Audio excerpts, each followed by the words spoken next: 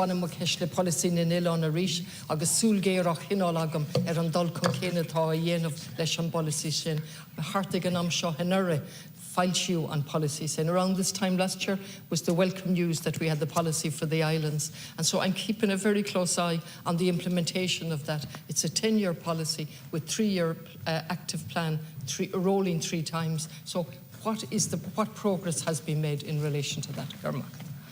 Thank you, Catherine, and thank you, Deputy Connolly.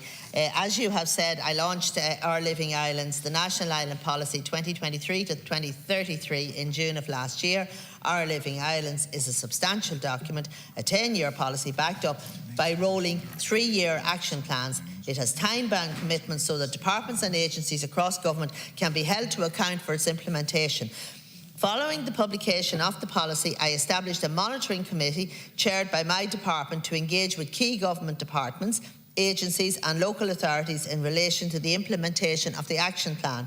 The committee includes representatives of the island communities and representatives of departments and state bodies, which have key roles in the delivery of the policy and action plan.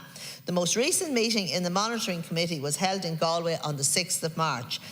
The relevant departments and agencies provided progress updates at that meeting, particularly in relation to actions with a timeline of Q3 or Q4 for 2023. Further updates are expected at the next meeting of the Monitoring Committee, which is scheduled for the 23rd of May. Some examples of the progress being reported to date under the Action Plan: a new search and rescue contract for the Irish Coast Guard to include services to the islands has been awarded by the Department of Transport. Remedial and upgrade works have been carried out at the airports in Connemara and on each of the Aran Islands at a cost of $890,000. Face-to-face presentations on road safety education were delivered to 60 transition year students on Aranmore Island, Donegal, by the Road Safety Authority. 20 applications have been received to date by local authorities for the Croí Cónaithe grants, which provide a 20% top-up for vacant or derelict properties on the islands. Ring-fence funding for islands is being included in schemes within my department, such as LIS, CLAR and Town and Village Renewal. For example, in January I approved 73,000 CLAR funding for Inishmore Blue Flag Beach seating area and over 50,000 for an electric bus on Inishere. So progress is being made, and I will be publishing a full update shortly. So they're having a meeting shortly. They have to approve the minutes of the last meeting, and that'll go up on the website.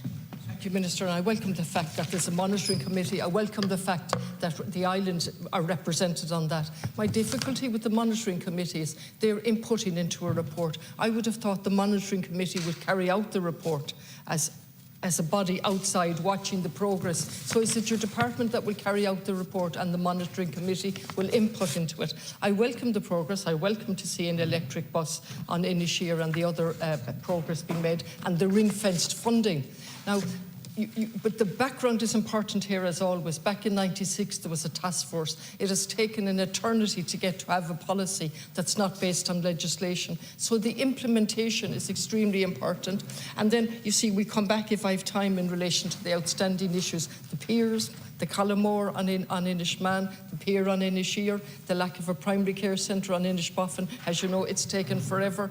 Primary care centre on Arden itself. So these are crucial things that were there, that were included in the plan. I won't go over my... We have waited a long time for the islands policy, and the purpose of the monitoring committee is to ensure that the specific measures in the Our Living Islands policy and its associated action plan are put into place and acted on by the relevant government departments and agencies. So they have a role there, and if it's not been acted upon, well, obviously they will highlight it.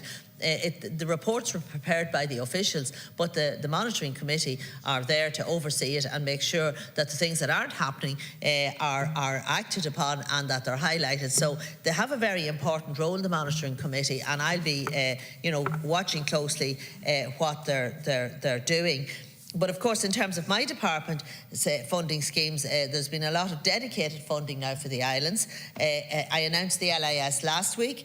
there was a huge investment across the country. There's dedicated funding within that allocation that has to be spent on the islands. And one of the things the islanders said to me was, when the local authority gets the LIS, they spend it all on the mainland and they don't have any left for the islands. So now there's the ring fence money there, and they never got a look in before. So the money has to be spent on islands, and that's just one example there. And I'm doing a lot of other things, as you know, and I do take on board the urgency of this. I've no doubt about that.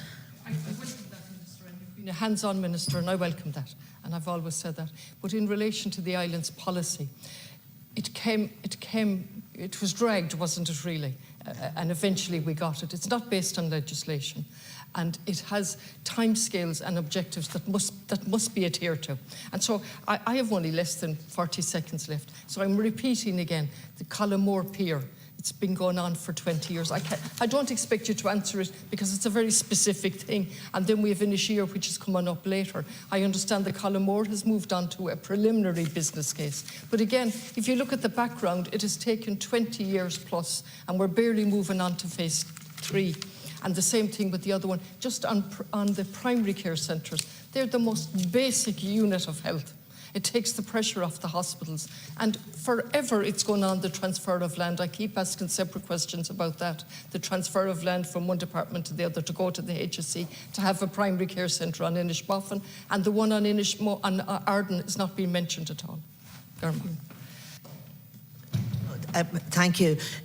Deputy, I have to say, I understand frustration as well here, because I have pushed this on as much as I possibly can, and I'm absolutely committed to supporting our islands. And I have to get you an update on Collamore. There is a question later on, and there is progress definitely being made on Inisheer and Inishmaan, because I've been out there myself and I know the need for investment in the piers. Roads were a big issue initially, and I think I have managed to make good progress on the roads.